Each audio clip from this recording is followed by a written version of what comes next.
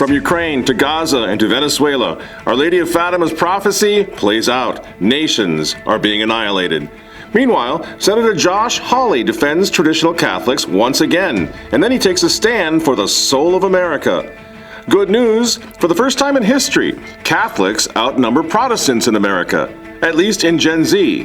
What in the world is going on?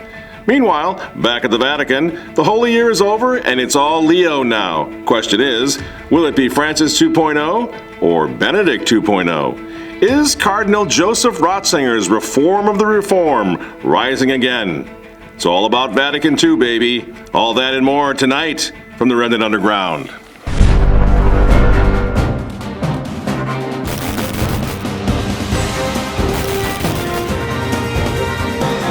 Hello again, ladies and gentlemen. I am Michael Matt. This is the Remnant Underground. Well, Happy New Year.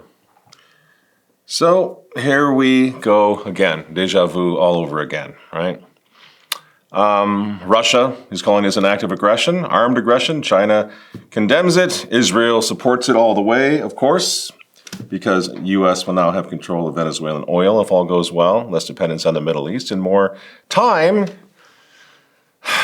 to deal with the Iran problem. Oh, I know, there are protests in Iran. Have you seen those protests, man? The people are looking for a new regime. Look at the people who are celebrating the Venezuelan bombing down in Florida. Wow.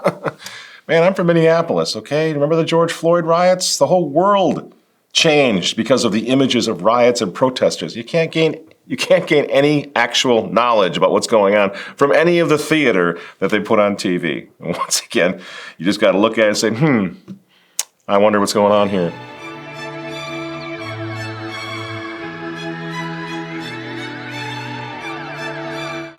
Now, I will say this. I didn't vote for Trump, not the second time. But I have a lot of friends and family who did, and I know none of them voted for this. But now I know some of our critics, they're going to tell me that they're Maduro experts. They know all about the drug trade going on down there because I saw it on TV. Not only is this bombing then long overdue, but it was, I don't know, justified, but it was long overdue, right? Since President Maduro was, what was he doing this time? Gassing his own people. He's a communist thug. He's pumping drugs into our country. We got to go down there and get rid of, whatever it is this time, whatever the script is this time, whatever the narrative is this time. I've heard it all before. I know, maybe I'm just getting old, Because you're right, I don't get the lingo all the time anymore. I don't know what it means to crash out in a Walmart parking lot. I don't know what your pronouns are, and I don't actually care what your pronouns are. I don't watch TikTok, But here's the thing, friends. I have been to way too many rodeos to fall for this all over again. We've been through it. The pages of this newspaper, I completely opposed the Iraq War back in 2003, right? Didn't make any friends then. Now you got people flipping all over themselves, apologizing for that. Republican, conservative, neocon, war of aggression, right? Blew everything up, made everything a mess. Afghanistan, another mess, right? So I'll say this, Tucker Carlson was right. I agree with Tucker Carlson on this one as well. My opposition to this, and I'm sure if you oppose this, they'll be like, oh, you're a communist, which I'm not. My opposition to it comes from what I've learned from watching closely for the past 25 years since I've been assigned to cover all these stories, including, in Iraq, Afghanistan. Like, I've watched, and there's not been a regime change effort that's benefited the United States or the world in 80 years that I'm aware of. This is not what Donald Trump campaigned on. Since returning to the White House in January of 2025, President Donald Trump, whether you like it or not, friends, and this is why people are turning on him, has nothing to do with Trump derangement syndrome. Let's be done with that one because that's ridiculous. Some of his most ardent supporters at the time are now tired of this. They're really tired of it. The Trump administration has carried out over 600 overseas strikes this year. 600, spanning from Africa, Middle East, South America, right? U.S. forces executed or partnered now with 622 air and drone strikes across 7 countries just in 2025. In Yemen, Somalia, Iraq, Iran, Syria, Nigeria, now Venezuela, and of course by proxy, Ukraine and Gaza. Honestly, friends, is this what you voted for? I don't think it is. I thought it was America first. What happened to that? Can you imagine what's going to happen in this country if and when the Republicans lose the next election? The retaliation, the vitriol, the hatred, the revenge. Look out, man. This is not statesmanship behavior, just bombing everybody, insulting everyone, right? Something has to give here. And Pastor Ted Cruz, he's going to tell us that all of this U.S. bombing, all this U.S. policing of the world, I don't know when that became our job, but evidently policing the world is our job now. This is what Jesus wants us to do. Jesus, the Bible, tells us to do all this because, a lot of it is being done on behalf of God's chosen people, Israel. Now, I don't want to get into that. I have already covered this. We were opposed to what happened, what's been going on in Gaza from the very beginning. I'll put links down here. I use primarily Jewish sources in trying to get to the truth of what's going on down there in Gaza for the most part. I agree with Charlie Kirk before he died. Why was there a stand-down order on October 7th? Seems like it, but all that's in the past, right? Now all we know is that as good patriotic American Christian Zionists, Jesus wants us to keep bombing everything. Keep hitting them hard. And that's what Jesus would do. And this daffy lady, she's going to bless all of it. The importance is Jesus is coming back. And there will be a day that you will ultimately tabernacle with him. See, friends, we're not that. Just because people drop Jesus' name, just because they say, Lord, Lord, it doesn't mean they're on the side of the angels. Jesus himself, our Lord and Savior Jesus Christ, prophesied this kind of thing, what we're seeing and hearing right now, in Matthew 24, when he says, quote, "Then if any man shall say unto you, Lo, here is Christ, or there is Christ, believe it not. For there shall arise false Christs and false prophets, and shall show great signs and wonders, that if it were possible, they will deceive even the elect." Are you sure you're not being deceived? Because I've noticed something interesting, friends. I've noticed that pretty much every patriotic, red-blooded American that I know who's under 40 years old is done with this nonsense. They're done. They've had it. That explains the success of a guy like Nick Fuentes, doesn't it? Because people don't like being lied to and deceived chronically. And we got to make sure, friends, that we're not being deceived here. Everybody wants it to go our way. Everyone wants to be winners, right? But what's happening here? How many more wars, much more bombing are you going to justify in Jesus' name? Because the Bible says. How many more times are you going to allow them to pull this over you, pull the wool over your eyes? Because again, there's nothing new here. Again, in this newspaper, I vigorously opposed the Iraq invasion. That's 20 years ago. And now everyone's out there. All the conservatives are out there apologizing, doing backflips for having supported George Bush, the neocon war at that time. Well, here's the thing, friends. You can spare yourself that embarrassment of having to apologize or wait 20 years to realize what was actually going on and how you were being deceived. You can spare yourself all that. Here's the thing, friends. I don't particularly like the term, but don't be a boomer. But here's what I would say. You know me, I'm not going to leave you tonight without any hope. I came back to the studio, was spending a little bit of a vacation time with my kids. I want to get back to that, in fact. But this is very serious. This doesn't bode well for the new year. But we can do something about this. We can get back to basics, can't we? We can kick off 2026 with a declaration of war of our own. A serious declaration of spiritual war. Call a crusade. Get back to what matters to us. Because what we're up against now is obviously raw evil. And you know what we need to do in the face of raw evil, the powers of hell prowling about the face of the earth? We need to stand up and we need to become saints. We need to become crusaders. And maybe, just maybe, as we've been saying down here for so long, maybe we even need to brace for martyrdom, you know? And on that note, tonight's sponsor seems very providential to me because I believe tonight's sponsor can really help us work to that end, to those goals. Sanctifica is the name of it. It's the #1 traditional Catholic app. A bunch of us here at the Remnant have it now. It's got a ton of great content. The Remnant team just loves it. I love it because it helps us stay on track with the things that matter. The saint of the day, the mass of the day, even, this is interesting, even rosary with Bishop Schneider. Listen to this. Domine Patris et Filii et Spiritus Sancti. Amen. Credo in Deum Patrem omnipotentem. Just a wonderful, wonderful app. You know, even the Rosary with Bishop Schneider every day, the readings for every day. So you gotta get on board with this. The power of Catholic tradition. We need to put it in our hands. Download this app, the Sanctifica app, for free from the App Store or Google Play, or visit sanctifica.com today, and let's prepare for spiritual war. What's the next thing we need to do? And there's plenty of reason for hope. There truly is hope. We need to keep hope alive, and there's reason to do that. There's good reason to do that. Did you know, for example, that the United States Conference of Catholic Bishops, admittedly a mostly useless organization, nevertheless is going to consecrate the United States of America to the Sacred Heart of Jesus in 2026? I think it's in June. I'll bet that didn't make Fox News.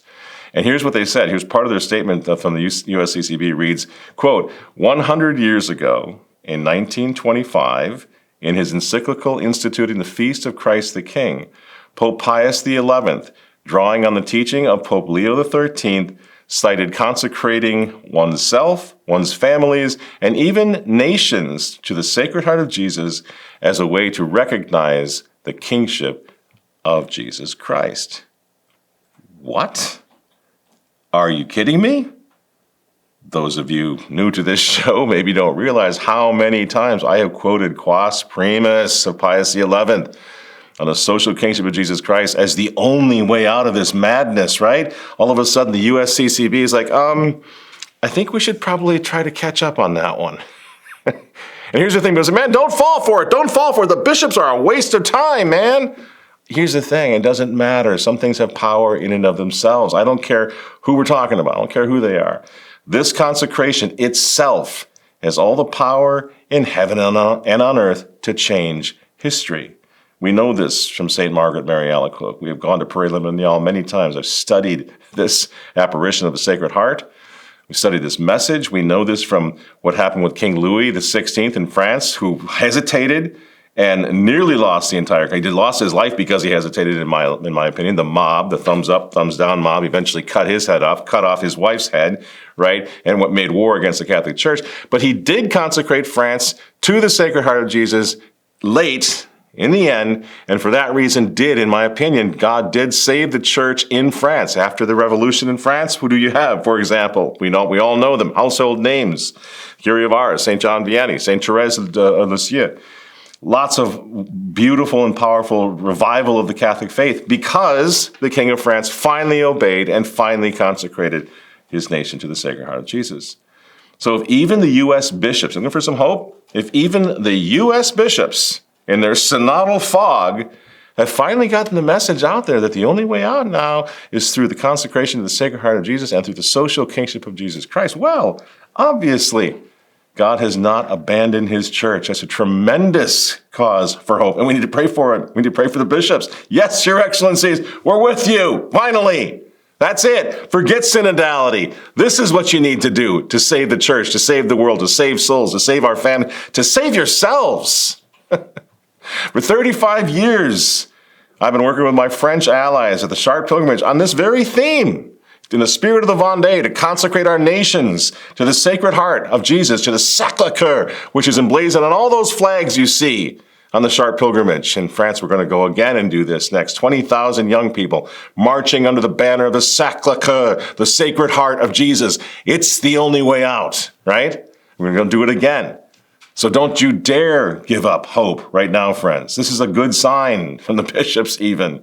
So go to our website, join the club, join the International League of the Sacred Heart, get one of these lapel pins, a Sacred Heart lapel pin showing your fidelity to the Sacred Heart of Jesus, to the social kingship of Jesus Christ. Get one of these flags that we hang in our studio with good reason. That is the Sacred Heart of Jesus, the Sacré-Cœur on that flag, just like the Vendéans did with the French flag. They emblazoned it with the Sacred Heart of Jesus for their own protection as they advanced in defense of the church, in defense of truth, family, God's rights, right? So let's spread the word. This is something we can start the new year off with a great deal of enthusiasm for. Because whether the bishops, Catholic bishops, know it or not, this is a declaration of war on the most powerful enemies of Christ the King. According to whom? According to the Sacred Heart, to Jesus Christ himself, to Saint Margaret Mary Alacoque. That's what he said. Do this, and I will help you. Do this, and I will march with you. Emblazon the Sacred Heart of Jesus and your hearts and your families on your cause, and watch what happens. And this couldn't come out, as everything's blowing up literally into yet another neocon war, a crazy Afghanistan, Iraq debacle, right? This couldn't come out at a better time, since despite it all, there is an awakening going on with respect to the Catholic religion. Get this, according to recent data from the Cooperative Elections Study, I really had to check this to make sure it wasn't some AI gag, right? Generation Z, Gen Z, is the first American generation in which Catholics outnumber Protestants in history. There has never been a period in U.S. history where Catholics outnumbered Protestants either nationally or within any generation prior to Generation Z. Go figure. So, friends, God's ways are not our ways. Because we just lived through an example of this where you think it's over, you think it couldn't possibly get any worse, and then God's got a surprise for us. I'm talking about the pontificate of the late Pope Francis. May God rest his soul. May God have mercy on him. He died, obviously, in 2025. Many people agree that his was probably the worst pontificate in the history of the papacy. But let's look at the good that came out of that disastrous pontificate. Pope Francis, despite himself, single-handedly obliterated the greatest obstacle to Catholic counter-revolution since Vatican II. It was called papalatry. I believe Dr. William Marra coined the term. Papalatry, worshiping the Pope. This was the big thing that divided the good folks, the traditional Catholics, from what was called the neo-Catholics. The Pope can do no wrong. We worship the Pope, right? Don't you dare criticize the Pope. Right? But papalatry, my point is papalatry, this weird sort of Protestant caricature of the theology of the papacy, sort of a worship of the Pope, making him Christ rather than the vicar of Christ, that's gone. It has completely disappeared thanks to Pope Francis. What's another one? Pope Francis inadvertently ripped the mask off the modernist revolution. He's the one that said, this is the new church, a new day, we'll never go back. He even confirmed that the traditional Latin Mass has no place in the new church. Why? Because it's a new religion. Francis, in this blundering way, let the world know that, told the world, blew it as far as the subtle modernist revolution was concerned. He came right out and said, guys, what are we waiting around here for? Let's just make it obvious. This is a different church. It's a new religion. Right? And there was massive pushback by the good people, by the forces, by the children of light, by the traditionalists, uniting even with the neo-Catholics to resist that, right? In fact, he made prophets out of traditional Catholics who predicted that this was going to happen, predicted that there was actually an infiltration and a war against the church, a war against the Mass, the faith of our fathers, right? To the point, finally, during Francis's reign, even powerful political figures like the Vice President of the United States comes out on international TV and calls out the Pope specifically on the issue of the Latin Mass, as we've shown down here before. What should I do when, for example, the Pope issues an order on the Latin Mass that I think is not the right order for the Church? Even though I'm not a big Latin Mass guy, that things like that felt a little bit, it felt wrong. Yes, Vice President Vance. And because it was so obviously wrong what the Pope did, Francis managed to wake a lot of people up. He pushed good men, institutional, systemic Novus Ordo churchmen. He pushed them out of the neo-Catholic world and into the light of traditionalism. And you know who I'm talking about. Archbishop Vigano, Cardinal Gerhard Muller, Cardinal Sarah, and so many more, so many others out into the open when it comes to this revolution, counter-revolution. Francis did that by accident, but that's what happened because of his blundering. Now, today we have more bishops because of Francis. More bishops on the side of tradition, on the side of the tradition of the children of light, on the side of the Latin Mass movement than ever before in my lifetime, thanks to the blundering Pope Francis. Five of those bishops, publicly joined our Catholic Identity Conference in this past year in 2025 to lead an act of global reparation against something in St. Peter's for which Francis was directly responsible. You'll remember this. Act of reparation for the desecration of the Jubilee year and St. Peter's Basilica by LGBTQ activists. Most Holy Trinity. So history will show, friends, that Pope Francis was, again, as I've said so many times over the past few years, the greatest recruiter traditional Catholicism ever had.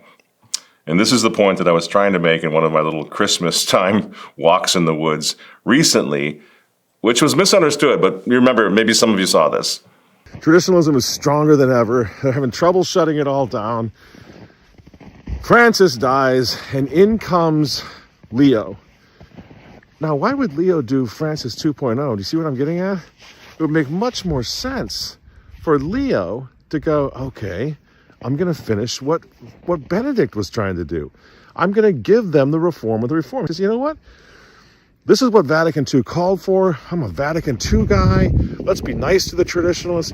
Let's give them the reform of the reform, which at the end of the day is kind of what Benedict was hoping Summorum Pontificum would lead to. Now, that was just an obviously very informal little chat, and some of you really totally, completely, and absolutely missed my point. That is on me. It's not on you. And I want to clarify that tonight, in fact, in just a moment.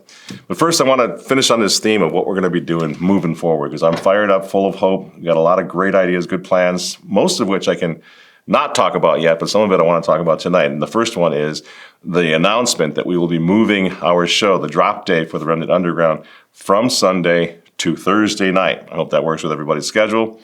I'm doing this really to encourage our viewers to do what my team and my family, we all want to do more of. We want to spend Sundays with God and family, the way it always used to be. We want to forget about the internet for a few hours, which is becoming a godless, toxic place. So, at least on Sunday, we're not going to do any internet at all. Get rid of the phones and everything on Sunday in my home. And by the way, this idea of keeping Sunday holy, the fact that it was being violated, that Sunday was not being kept holy, even way back in the 19th century, this was a huge part of the message now of Our Lady of La Salette. If you read her message, a lot of it has to do with the desecration of Sundays, people stepping away from the practice of keeping Sunday holy, right? And we want to do something about that. Certainly on this show, we want to do our part. So we'll be moving to Thursday from Sunday. It's going to happen on Thursday nights at RemnantTV.com. YouTube, obviously. Sometimes we'll throw it up on Facebook or whatever, but first and foremost at RemnantTV.com, and then also on YouTube. So make sure you subscribe to YouTube and also share and everything, because YouTube is always playing their games, but things are improving a little bit now, at least for the moment. In general, what we want to do with this show is we want to reset it now. We're always going to have a foot in the political discussion, the political arena, but we want to shift. We want to reset. We're going to have our own little great reset, if you will, in the direction of a more spiritually powerful, dominated show that's going to help us fight against what's happening in politics and in culture. Because let's face it, culture is in the toilet completely now. Gay marriage, things like that are absolutely fine, right? Even for conservatives. And conservatism in politics, well, it's losing the plot, right? I mean, think about it. You got the guys like Pastor Ted Cruz and Reverend Lindsey Graham out there vigorously defending genocide, for example, in Jesus' name.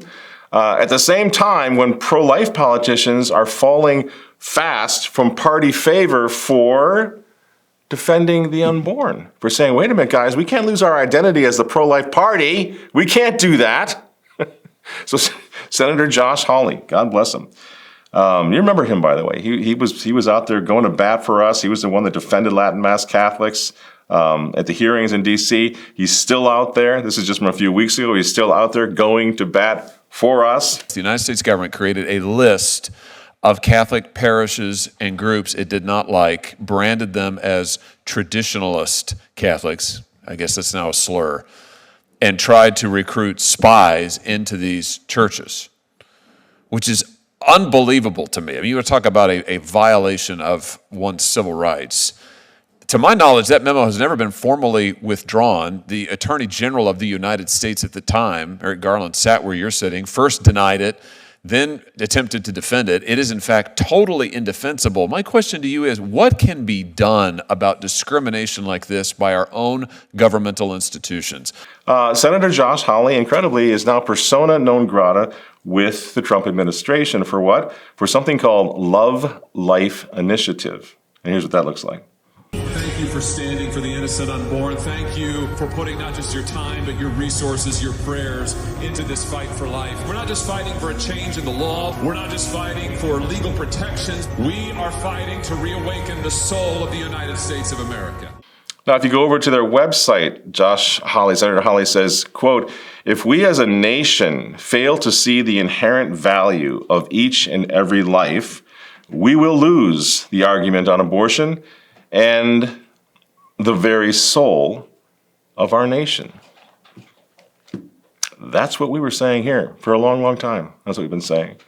Give up on God. We give up on life. We give up on culture. We give up on family. We're going to lose the soul of our nation, even if we become a tough guy nation, bombing everybody and blowing everybody up. But if we do that, as we trot over the bodies of the unborn, the little dead, crushed babies, what have we become?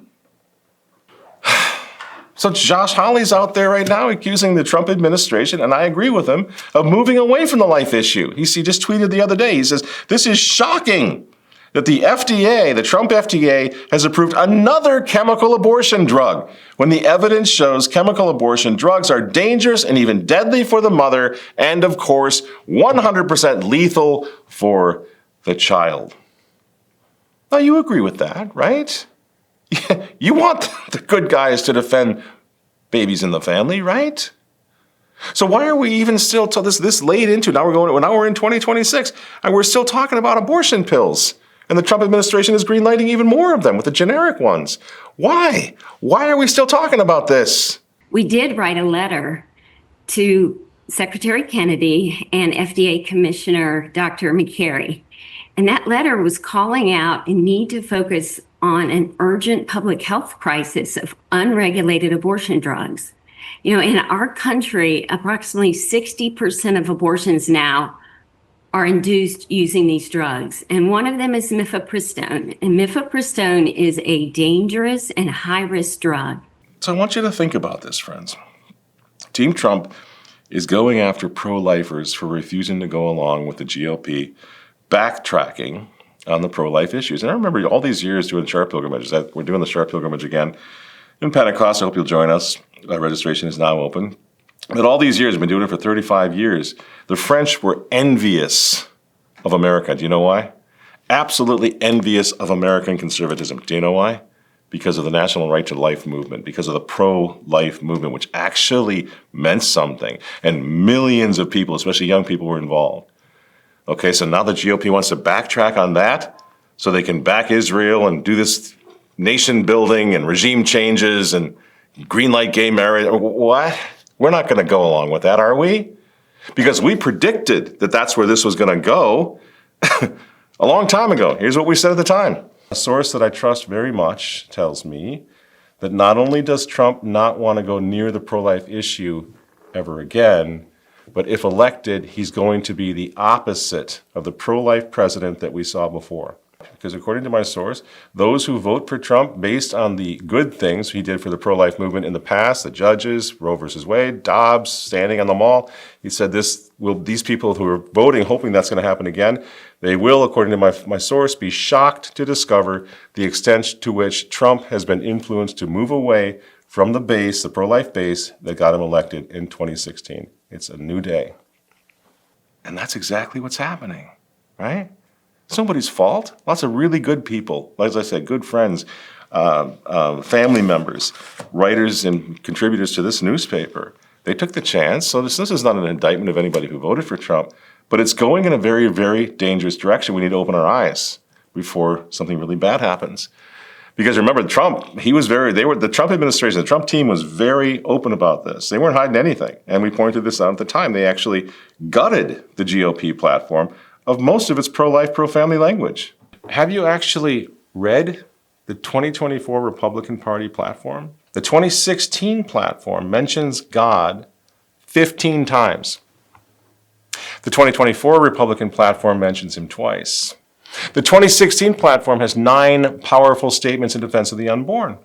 The 2024 platform removes virtually all of the 2016 pro-life language, including the explicit application of the 14th Amendment to the unborn, and then goes on to positively mention birth control and IVF.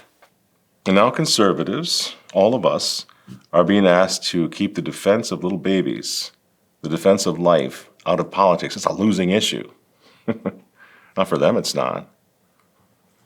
And this isn't me going off on some sort of paranoid rant. You remember when I was 100% supportive of the Trump, taking a chance on Trump, remember? Those of you who watch us for a while, I've got a video, you can go look at it. It's got 10 million views about the plot to cancel Donald Trump back in the day when things weren't like this. It's changed, friends. It's changed. And again, they were pretty upfront about it last time that they were going to change. They were going to go in the direction of not only centrism, but really leftist cultural drift is what the plan was. His own son admitted it. For the first time in 40 years, the Republican platform does not call for a federal abortion ban. It no longer defines marriage as between one man and one woman, but it doesn't. So is this a sign that your father is moving to the center in some ways or on some issues? Yes, I think he's always been there on those issues, to tell you the truth. And I think that's reflective of who my father is and what he believes in. And I think that's reflective of my wife, Laura, who runs the RNC, and clearly what she believes in. And I'm proud of the party. So now we just have to a little self-analysis, We got to look at ourselves honestly. In the name of winning and protecting ourselves and protecting our goodies and our little way of life, are we actually willing to become Clinton Democrats when it comes to life? We're just going to keep abortion, as Clinton famously said, safe, legal, and rare. We know where that ended up. No, we can't do that. You can't do that. I can't do that, right? We can't become them.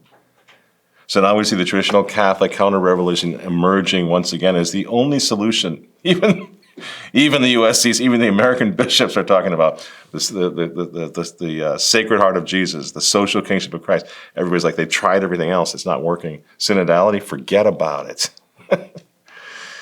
And so we've got to get ready for war together. It's the way it's always been. There's nothing new here. And so I was trying to get at this a few days ago. Like, how do we get people back on the same page, And I was talking about what we might expect from this January consistory, a meeting between Pope Leo XIV and his cardinals. And of course, the issue of the Mass is bound to come up. Probably the Latin Mass specifically will come up because the Latin Mass is all in the news, as always, So here's what I would say about that. Here's what I was trying to say as I strolled in the woods on a cold morning, having a little chat with you guys. What I would say is that we've been patient, and I will always stand by the need and necessity to be patient, to let the whole world see traditional Catholics being very patient. We don't want to be contra Pope, contra Peter. We don't want to rush into opposing the new administration, the new pontificate, right? We have to be patient. We have to pray for the grace of office. We went over that at the time, right? We've been very patient with Pope Leo, and I'm very grateful. I'm very glad. I'm very proud of that patience. We've given him time. And now here's the thing. Now it's 2026. The Holy Year is over. So in a way, this is it. This is ground zero. This is the beginning. Everything that happens from now on, everything happens in the Vatican moving forward now is Leo's responsibility. It's on his watch. Because Francis planned a lot of things. I told you last year when I was so proud of my daughter Katie, who infiltrated the LGBTQ RSU VWXYZ march into St. Peter's Basilica and got photos that went viral, went all over the world, right? The only tiny fig leaf about that, yes, should Leo have stopped it? Of course. But the only fig leaf that everybody was kind of talking about was this was already pre-planned by the Francis pontificate, the Francis administration. Those days now are gone. Okay, now it's all Leo. Now we're going to find out what's going on. Now we have to see how Leo wants to present himself. What's he going to be? Have our prayers paid off, or is there going to be an obstinate resistance on his part? And so I made the point that Francis 2.0 may not be the worst case scenario. People are shocked. What?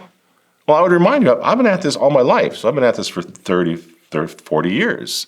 I've lived through a lot of these pontificates. We've seen how things work, right? And so if you want the benefit of experience of an old warhorse who's been at this forever, well, listen up. I got some thoughts. I know what worked and what didn't work. I've made my mistakes, surely, but I learned from those mistakes, and I'm happy to share that learning experience with you, if you know what I mean. So yeah, Francis 2.0, maybe. But again, he wasn't the worst. Now, what do I mean by this is where there was a lot of confusion. Francis didn't fool anyone. So in the same time that you say that he was a really not a great pope, he was a bad revolutionary guy, you can say he wasn't a very effective revolutionary because he woke everybody up. But I made a mistake probably in that little video that I made of presuming everybody has been around for as long as I have and who understands the language and the terms, right? Because there were some of you who are new to tradition who didn't know what I meant by, for example, the reform of the reform. So I said, what if Leo's trying to give us the reform of the reform? And a lot of people said, oh man, I can't believe your Pope's blaming for the... You see, he didn't realize the reform of the reform is not a good thing to a traditional Catholic. He didn't realize that in the pages of this newspaper, all throughout the 90s, we were vigorously opposing the reform of the reform. You have spoken about the reform of the reform, reforming the reform. How do you see that actuating? How do you see it concretely taking shape as we move forward? Generally, I would say it was not well implemented, the liturgical reform, because it was a general idea now. Liturgy is a thing of the community. The community is representing himself, and so with the creativity of the priest or of the groups, they will create their own liturgy. Mm-hmm. And so I think we have to restore not so much certain ceremonies, but the essential idea of liturgy. How do you see that being restored concretely? Will we see a return to the ad orientem posture, facing the priest facing away from the people during the canon? A return to the Latin, more Latin in the Mass? Versus orientem, I would say, could be a help, because it's really a tradition from the apostolic time. Generally, I think it was good to translate the liturgy in the spoken languages, mm-hmm. because we will understand, we will participate also with our thinking. Mm-hmm. And so, but a stronger presence of some elements of Latin would be helpful to give the universal dimension, to give the possibilities that in all the parts of the world we can see I am in the same church. I think generally the old liturgy was never prohibited. We need only norms how in peace apply it, so that the Reformed liturgy is the normal liturgy of the community of the Church, but there also is always a valid liturgy of the Church, can be used, but in obedience to the bishops and to the Holy Father. Now, it's really tricky, friends. That's why you got to be so careful. It's not black and white. Things are not cold or hot, black or white, good or evil all the time, right? I've made this point before. St. Pius X talked about modernists in the heart and bosom of the church. He didn't say they were outside the church, right? There's a malignant force, but there are degrees of modernists too. And sometimes you have a modern-leaning guy, a Ratzinger versus a Rahner or whatever, and you got to look at them and say, okay, now these guys, do they hate the church, or are they fighting and working for a reformation of the church in some new level or new understanding according to the Second Vatican Council? There's a difference. That's a long discussion, a long debate, and it needs to be fleshed out. But I don't mean to say that that Joseph Cardinal Ratzinger was the devil incarnate. But he was a very modernist-leaning guy. He was at Vatican II. He was a Peritus at Vatican II. He was the ramrod for Pope John Paul II, right? He was the brains behind the operation. And that reform of the reform idea that they had was basically an attempt, and I'll try to slow down here for those of you for whom this is all brand new. You say, what? There was a problem with Benedict? Okay, the reform of the reform was an attempt to dress up the Novus Ordo Mass in some of the trappings of tradition, to sort of placate the counter-revolution, or in a genuine sense to make sure that the Mass was more in line with Vatican II. Because remember, Vatican II, Sacrosanctum Concilium, did not call for communion in the hand, did not call for the abolition of the Latin, called for the Gregorian chant remaining pride in place, did not call for ad orientem, for the abolishment of ad orientem. So there was a certain genuineness in which they were saying, well, we want to get a mass that's more exactly what Vatican II wanted. So now considering that, and I realize I'm covering a lot of ground and not thoroughly, so we'll have to go over this and do some more shows on this reform of the reform. But if you've got an idea of what that meant, right, reform the Latin Mass, get rid of the Latin Mass and have sort of a reformed liturgy that has a little bit more Latin and maybe a little ad orientem, and that'll be that, and then get rid of the Latin Mass, okay, eventually. In light of that, let's now consider what Pope Leo has said, what he's on the record as having said about the subject of the Mass. And you all remember this, we'll review it quickly. He said, quote, "I have already received a number of requests and letters about the Latin Mass. Well, you can say Mass in Latin right now. If it's the Vatican II rite, there's no problem." Now, did you catch that? If it's the Vatican II rite, there's no problem. Francis didn't want that. Francis wanted to get rid of all Latin, even in the Novus Ordo. Okay? So this sounds like what Leo is saying, sounds like Ratzinger. It sounds like Benedict. It sounds like reform of the reform. And the truth is, there are many, many Latin Mass Catholics out there. Last week we found out, didn't even know what the term meant, but there are many of you, many people, good people, who are new to all this and came in during COVID. And these people are vulnerable. They're coming from crazy town Novus Ordo. And they might very well go along with a move from the Vatican to replace the traditional Latin Mass with a Latin Novus Ordo hybrid. Why is that significant? Because it gets into theology. It gets into the problem of the abolition of sacrifice. There's all sorts of very solid reasons. It's not just, well, because Latin is cool, right? Obviously. And we're going to go into that. We have to have some serious instructional videos on this. I now understand, because there is a lot of understandable ignorance out there. But there are people who will be very, very vulnerable to this. Oh, what do you mean, Pope Leo? So you'll give us a Mass, like there'll be a little Latin and there'll be some singing and maybe some ad orientem and it won't be as crazy? That sounds great to me. The only thing I have to do is stop fighting for the traditional Latin Mass? Okay. That's my concern, friends, because there's always been that since the council. There's been that attempt to sort of doll up the Novus Ordo Mass so there's not as much opposition. Now, Francis offered no such alternative. He just banned Summorum Pontificum. Summorum Pontificum is like a study in modernist equivocation, like put the new rite, then the old rite next to each other, old form, new form, ordinary, extraordinary, and everybody's like, ooh, okay. He just took that and banned. He didn't get it. He just banned. He's like, what are you doing? Why are you giving the Latin Mass back? That's just causing us problems. And so Francis, in his usual bull in the China shop way, just cancels it, throws all of us out of the church, cancels the Latin Mass as much as he possibly can. Question is, what happens to us, to this movement, if Leo comes up with just that sort of alternative, third way, if you will, a dolled up Latin Novus Ordo? Because you know what, here's something that's going to shock those of you who are new to tradition. Pope Benedict XVI, Joseph Cardinal Ratzinger, was not a traditionalist. He was not. He was a Peritus, as I said, a Peritus at Vatican II, a big believer in Vatican II. He became the Conciliar Church's most respected theologian, hands down. Maybe Ronner, but it's close. Balthazar, somewhere in there. He's one of the top three anyway. Again, but I'm not trying to say he was an evil man, but he was a Vatican II guy. He was not a traditionalist. And he was, I would say, of course, diabolically disoriented in the sense that the entire council was diabolically disoriented. And everybody who came out a big fan of that council was disoriented and still is. If you think that can be rescued, if you think it was anything other than what Cardinal Sunan said it was, the revolution, the French Revolution in the Catholic Church. That's what he said about Vatican II, right? It was a revolution, friends. And that's the part that we have to understand. And we're in the middle of this. And we can't leave the church. And we have to do our best to try to fight, stay alive, keep hope alive, right? All the men that came out of Vatican II and began promoting it, they were disoriented, including Pope John Paul, who, by the way, was the first pope to call for the New World Order.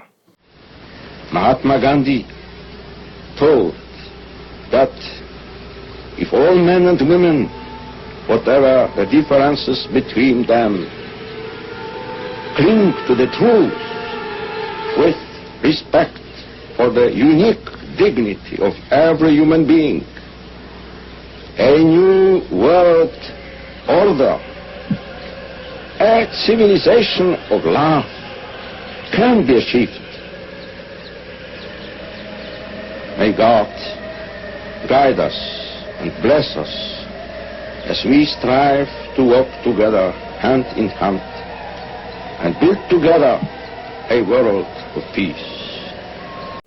Now, in the age of AI, you might say, hey, that looks a little suspicious, but it's on the Vatican website. You can look it up. You can read it. Those exact words. He called for a new world order at the tomb of Mahatma Gandhi. So don't you see, friends? There's no easy way out of this. We have to be ready to be in this for the long haul. That's what I was saying during the conclave. Okay, right, here it is. The revolution isn't over. It's not going to be over. What do we got? Let's find out. But the reality is, friends, Francis did not start the fire. Francis didn't start any of this. Francis was, I would say, a clumsy bulldozer whose ego inadvertently ripped the mask off of the entire Vatican Council revolution. It did it so thoroughly that many neo-Catholics, former neo-Catholics, had to finally admit that the traditionalists had a point in resisting it all along. I've spoken to them for years now. They come up to me all the time with, sorry, man, you guys were right. We didn't see it. Sorry for what we said. Hope we can work together. And I say, absolutely. What I'm talking about, certain folks from EWTN, for example, I'm talking about now media figures, content creators, high-profile sports figures, so many priests, many bishops, archbishops, cardinals, Francis came along and even rolled back Pope Benedict's really clever Summorum Pontificum, which was an attempt to sort of get everything, have his cake and eat it too with respect to the liturgy, reform of the reform, through Summorum Pontificum. Francis comes along and chucks that out, which really shocked and scandalized a lot of the Cardinal Muller types in the church. We're like, who does this guy think he is? That's what I mean by, well, a Francis 2.0, that ain't the end of the world. We could end up with something worse. Francis just simply didn't understand. He didn't get the talking points. He didn't get the notes. And he certainly didn't understand Benedict. And he certainly was no match for Ratzinger's intellect. Not even sort of, I'm sorry. And Bergoglio, strategically, he didn't care. Francis did not care if you ticked off the entire traditional Catholic counter-revolution. He thought we were insignificant. He didn't care. He threw us out. Why? Because we were disunifying and we didn't embrace the Second Vatican Council. All right, that was that. And all he did by that move, by Traditionis Custodes, was confirm what traditionalists have been saying all along for the past 60, 70 years, that they have started a new religion in which there is no room for the Mass of Our Fathers, for the 2,000-year-old Mass of history. And that means the 2,000-year-old faith of history. Ratzinger was much more subtle than Bergoglio. He spent most of his career trying desperately to convince the world that there's this elusive hermeneutic of continuity between the revolution of Vatican II and the traditional Catholic teaching, the traditional Catholic praxis, the traditional Catholic belief, the traditional Catholic liturgy, even, in Summorum Pontificum. Summorum Pontificum, friends, remember this. Again, history is so important. It had as its main goal, and this is not a secret, it's not a conspiracy theory, Summorum Pontificum, because Ratzinger, as the head of the CDF, as the head of the Holy Office under Pope John Paul, he always felt that he had dropped the ball on the Lefebvre case, L'affaire Lefebvre, if you will, because that got out of control, and Pope John Paul said that Lefebvre had excommunicated himself. There's a lot of history there. But Ratzinger was the one who was supposed to hold that all together. It blew apart, and a massive counter-revolution movement sprung out of Lefebvre's seminary, Society of St. Pius X. So Summorum Pontificum is kind of Ratzinger, now Pope Benedict, having a chance to sort of try to put it all back together. It's not necessarily malicious. He's pretty open about it. He was trying to resolve that schism of the Society of St. Pius X. He was trying to neutralize the most significant resistance to Vatican II, to the revolution of Vatican II in the church today. That's what he was trying to do, pretty much admitted it. And to give you an idea of how conflicted it was, how difficult it was, that we've gone through a lot worse than the prospect of Francis 2.0, give you an idea how difficult it was to navigate those waters. My dear friend John Venari, who I'm sure many of you remember, the former editor of Catholic Family News, we were very close for many years, God rest his soul. We nearly terminated our 30-year-old friendship over, you guessed it, Pope Benedict, Papa Ratzinger. We both knew he was a soft modernist, But one of us wanted to try to work with him, if possible, for the good of the church, for the good of souls, while the other wanted to sort of call him out. It was difficult. It tested friendships. Michael Davies, my mentor, the pages of this newspaper clashed with Christopher Ferrara, my old friend Christopher Ferrara, publicly in this newspaper, over, you guessed it, Cardinal Joseph Ratzinger, head of the CDF, and his document, Dominus Jesus. This goes way back, friends. Summorum Pontificum then itself tries to equalize the old and the new Mass to such an extent that many of us at the time were divided, severely divided, over whether we could support it at all. In the end, in God's providence, I was talking about Summorum Pontificum, and this is why we have to stay on, keep hope alive, fight wherever we possibly can for the Catholic ground, because in the end, Summorum Pontificum, which restored the Mass, equalized them, tried to equalize the Mass, the old and new Mass first of all, but then gave it back rather generously while talking about, adopting the Novus Ordo readings and sort of moving in the direction of the Novus Ordo, right? But in the end of the day, Summorum Pontificum backfires because millions of us, millions of traditional Catholics, snatched the bait without triggering the trap. Because in God's providence, that was allowed, that was open to us. We never swallowed the council in exchange for the Latin Mass. This is what Abbe Denon was always afraid of, rightfully so. Be careful. They will give you the Mass as long as you swallow the council. We never did. And if you want proof of that, go ahead and subscribe to this newspaper and look at the online archive. Every 2 weeks we came out exposing the revolution of Vatican II, even though we were taking advantage of Summorum Pontificum. That's, in my opinion, how it works. With God's help and with the help of each other, with prayers and uniting the clans, we can do this. The Chartres Pilgrimage is a great example. It puts it in action every year of how the fight works most effectively. Staying in the mainstream, staying in the heart of it, staying on the battlefield, continuing to fight, but never selling out, and never losing the faith, never losing hope.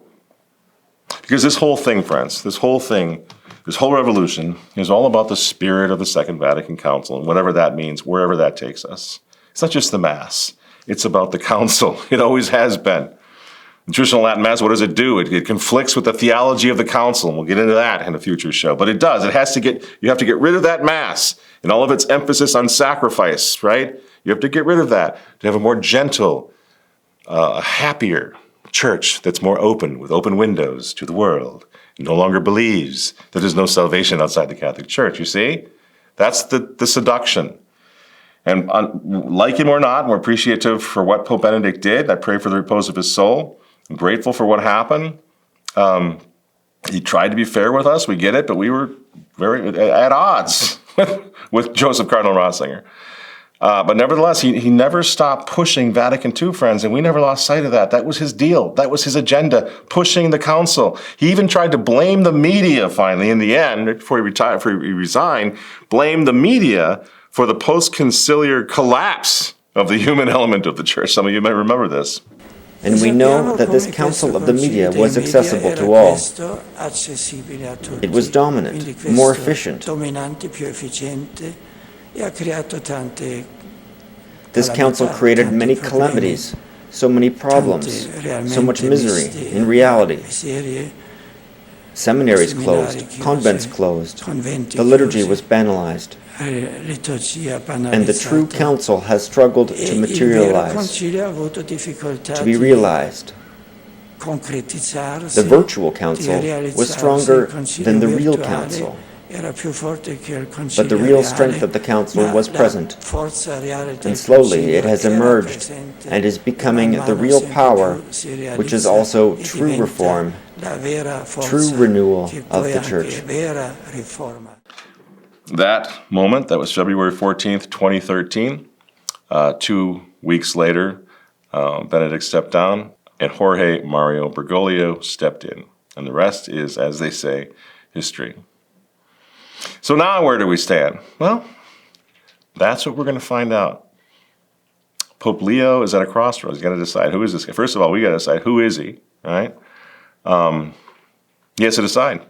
Is he going to continue the very unpopular Francis agenda? Is he going to be Francis 2.0? Continue the very unpopular Francis agenda, which everybody saw through, which made traditionalism so much, the counter-revolution so much stronger? Is he going to continue that where the Latin Mass is concerned? Or is Pope Leo going to try to promulgate the Latin Novus Ordo hybrid, sort of in the spirit of Ratzinger, and blow apart the opposition, divide the clans? You see the problem. You see the problem. We have to resolve right now, as this new year starts out, no matter what happens, we're not going to be deceived. No matter what happens, we're going to give him every prayer in the world. We're going to hope that he chooses wisely, right? But we're not going to be deceived. And I guess I've been trying to say this since the conclave. I didn't necessarily want to say everything, and who wants to divulge your entire strategy? But ever since the conclave, I'm standing on the colonnade, and what did I say? Let's watch, let's listen, and we're doing the same thing now. Let's watch. Let's listen. Let's gather reconnaissance.